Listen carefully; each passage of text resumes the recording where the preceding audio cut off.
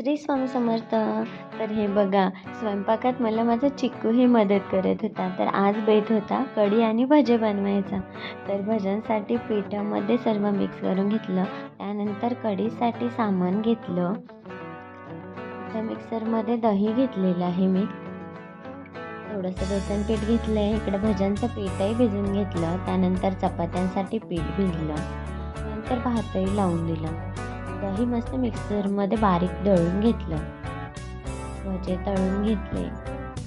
चिकूच्या पप्पांना भजे खूप आवडतात कढीमध्ये आणि छानही लागतात. त्यानंतर कढीसाठी तेलात टाकली मोहरी, जिरं, कढीपत्ता, लसूण हे सर्व मस्त असं तळून घेतलं. त्यानंतर मिरच्याही ॲड केल्या. तळून झालं की त्यामध्ये अर्धा चम्मच हळद टाकली आणि मस्त मिक्स केलं. त्यानंतर आपण जे दही दळून घेतलेलं आहे, दही आणि बेसन पीठ ते त्यामध्ये टाकून द्यायचं आणि मग आपल्याला लागेल तेवढं पाणी टाकायचं.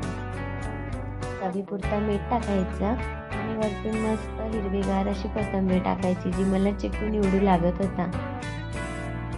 अशी कढी बघा मस्त उकळी येते, त्याला सुंदर असा वास सुटलाय कढीचा. व्हिडिओ लाईक करा, शेअर करा, कमेंट करा. थँक्यू.